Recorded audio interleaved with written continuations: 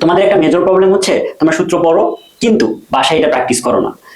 Concept থাকবে, that's means type ভিত্তিক থাকবে এবং প্রচুর প্র্যাকটিস। এটা হচ্ছে সব থেকে ইম্পর্টেন্ট কথা। তোমাকে আমি শুধু পড়াই গেলাম কিন্তু কোনো প্র্যাকটিস করাইনি, আলটিমেট কোনো লাভ হবে না। আমি তোমাকে একটা থিওরি পড়াবো, সেটার আদলে ধরো আমি তোমাকে 20টা ম্যাথ প্র্যাকটিস করাবো। আসসালামু আলাইকুম সবাইকে, এসএসসি 28 ব্যাচ, আশা করি সবাই অনেক ভালো আছো। তোমাদের অলরেডি হাফ ইয়ারলি এক্সাম শেষ হয়েছে, আবার অনেকেরই শেষ হয় নাই। তো ক্লাস 9-এ তোমাদের এইটাই ছিল প্রথম পরীক্ষা, অর্থাৎ ক্লাস 8 এর পর তোমরা এটাই প্রথম পরীক্ষা দিছো যেখানে physics, chemistry, math, higher math, biology subject ছিল। তোমরা যখন ক্লাস 8-এ ছিল তখন তোমাদের বিজ্ঞান বই ছিল একটা, তোমরা যখন ক্লাস 9-এ উঠে সায়েন্স নিছো তখন সেই বিজ্ঞান বইটা হয়ে গেছে 3টা, অর্থাৎ ফিজিক্স, কেমিস্ট্রি, বায়োলজি। ঠিক সেম ভাবে জেনারেল ম্যাথ তোমাদের একটা বই, ম্যাথ বই একটা ছিল, এবং সেই ম্যাথ বইটা 2টা অংশে ভাগ হয়েছে। যারা সায়েন্স নিচ্ছ, একটা হচ্ছে জেনারেল ম্যাথ, যেটা তো সবার জন্য, আর একটা হচ্ছে হায়ার ম্যাথ।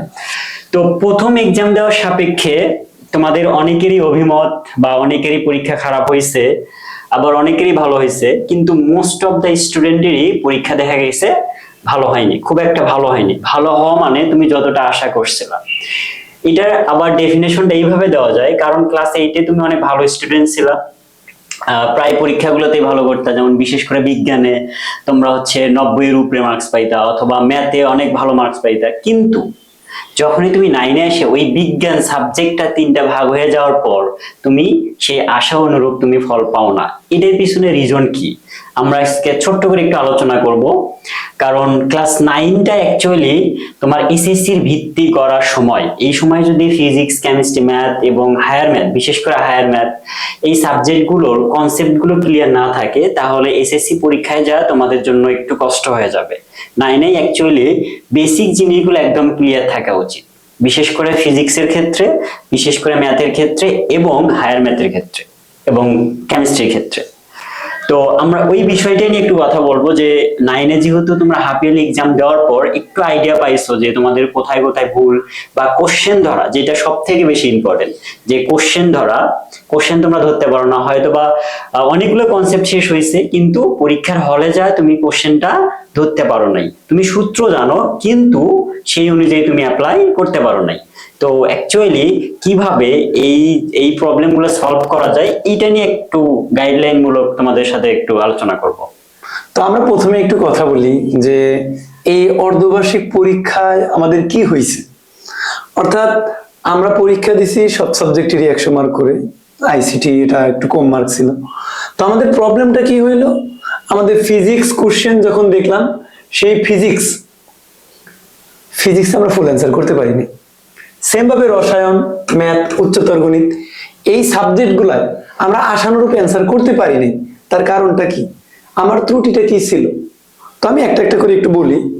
যে যদি বলি যে ম্যাথ এবং হায়ার ম্যাথের ক্ষেত্রে ত্রুটিটা আসলে কি ছিল, পূর্ণাঙ্গ অধ্যায় তোমাদের ছিল, পরিসংখ্যান ছিল ম্যাথের ক্ষেত্রে, সেট ফাংশন ছিল, থাকার পরও কিন্তু তুমি অ্যান্সার করতে পারো নাই পুরাটাই। তুমি কিন্তু অনুশীলনের অঙ্ক পারতা, তারপরও কেন পারলা না? তার মানে ত্রুটি ছিল। এই ত্রুটিটা কি? আমি যদি এই ত্রুটি নিয়ে প্রশ্ন করি তোমাদের সব ভাইয়ের কাছে, যে অ্যাকচুয়ালি ম্যাথ, কেমিস্ট্রি, ফিজিক্সের এই যে ফুল অ্যান্সার করতে পারলো না, অধ্যায়টা কিন্তু পড়ছে, হ্যাঁ, তাহলে মেইন ত্রুটিটা কি? আচ্ছা, মেইন ত্রুটি যদি আমি বলি, আমি মেইন ত্রুটি প্রথমে যে বলবো সেটা হচ্ছে যে কনসেপ্ট অনেক বেশি ইম্পর্টেন্ট। তুমি যখন ক্লাস 8-এ বিজ্ঞান বই পড়ছো তোমার কিছু লিমিট ছিল, মানে কনসেপ্ট গুলো কম ছিল, কিন্তু যখন তুমি ক্লাস 9-এ উঠছো তখন ফিজিক্স, কেমিস্ট্রি, তারপর জেনারেল ম্যাথ, হায়ার ম্যাথ এবং বায়োলজি, এই প্রত্যেকটা সাবজেক্টের ক্ষেত্রে তোমার আলাদা আলাদা কনসেপ্ট দেওয়া হয়েছে। এখন তোমরা হয়তো বা যারা ফিজিক্স পড়ছো, হয়তো বা কেমিস্ট্রি অথবা হায়ার ম্যাথ, হয়তো বা তোমাদের কনসেপ্টগুলো পুরোপুরি ক্লিয়ার, কিন্তু প্রবলেম হচ্ছে ওই কনসেপ্টের সাপেক্ষে যে ম্যাথগুলো আসে সেগুলো আমি পরীক্ষার হলে কিভাবে করব। একটা সহজ উদাহরণ দিয়ে যদি বলি, তোমরা মোটামুটি সবাই গতির চ্যাপ্টারটা পড়ছো 9-এ, যেহেতু এটা গতির চ্যাপ্টার, মানে গতি, এই চ্যাপ্টারটা সবাই পড়বা।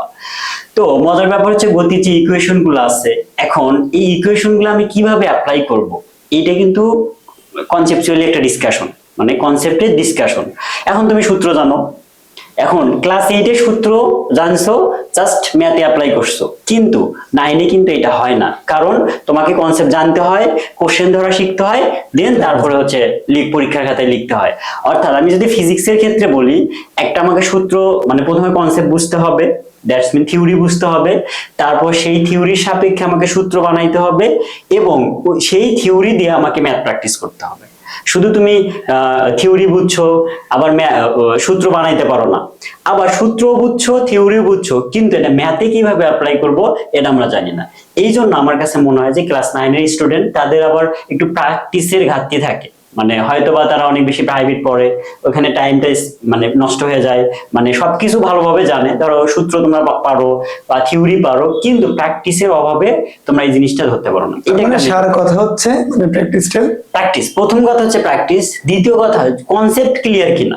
ফিজিক্সের ক্ষেত্রে কিন্তু কনসেপ্ট অনেক ইম্পর্টেন্ট একটা ব্যাপার, ফিজিক্সের ক্ষেত্রে কনসেপ্ট অনেক ইম্পর্টেন্ট একটা ব্যাপার। এখন কনসেপ্ট তোমার ক্লিয়ার হয়েছে কিনা এটাকে তোমাকে আইডেন্টিফাই করতে হবে। ঠিক সেম ভাবে যদি তুমি হায়ার ম্যাথে যাও, হায়ার ম্যাথে অনেকগুলো টপিকস আছে, হ্যাঁ, সেই টপিকস গুলো তোমার ক্লিয়ার কিনা, এবং টাইপ ভিত্তিক। এখানে সব থেকে ইম্পর্টেন্ট যে বিষয়টা আসবে সেটা যেমন ফিজিক্সের ক্ষেত্রে এবং ধরো হায়ার ম্যাথের ক্ষেত্রে, বাকিগুলোর ক্ষেত্রে ম্যাথের ক্ষেত্রেও হয় এবং কেমিস্ট্রির ক্ষেত্রেও হয়, যে প্রত্যেকটা মানে প্রত্যেকটা সাবজেক্টেরই নির্দিষ্ট কনসেপ্ট আছে, নির্দিষ্ট কনসেপ্ট আছে।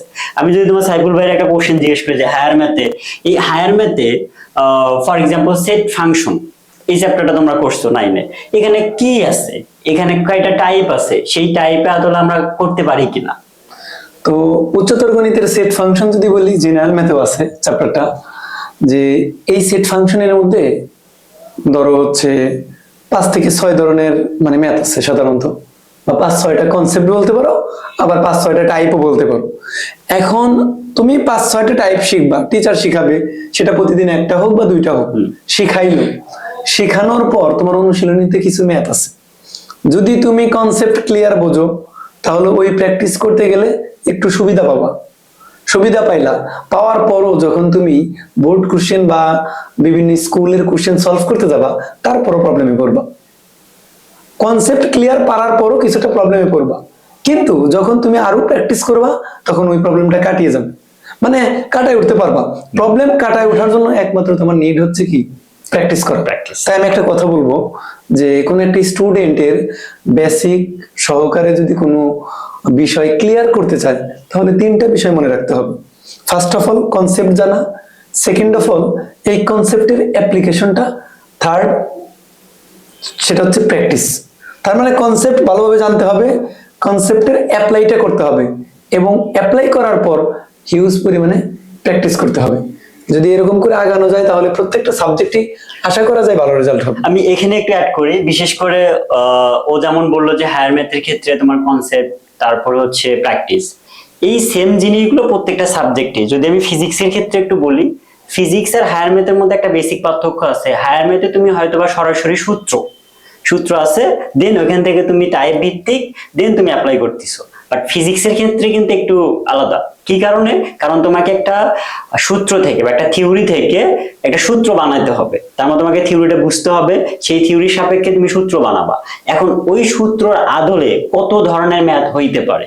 এই যে টাইপ ভিত্তিক কথাটা আমরা কেন বারবার বলি, কারণ যখন তোমার একটা কোনো কনসেপ্ট বা একটা থিওরি পুরোপুরি ক্লিয়ার হয়, তাহলে ওইটার আদলে যে যত ধরনের কোশ্চেন হইতে পারে ওইটা হচ্ছে টাইপ ভিত্তিক। তাহলে টাইপ ভিত্তিক যদি তুমি সলভ করতে পারো, ধরো গতিতে যে কয়টা টাইপ আছে সবই তুমি করলা, তাহলে যেভাবে এখন কোশ্চেন পেঁচায় দেখ তুমি পারবা। তার মানে তোমাকে প্রথমে কনসেপ্ট ক্লিয়ার করতে হবে, তারপরে সে আদলে মানে সেই কনসেপ্টের আদলে যতগুলো ম্যাথ হয় সেই ম্যাথগুলো নিজে নিজে প্র্যাকটিস করতে হবে।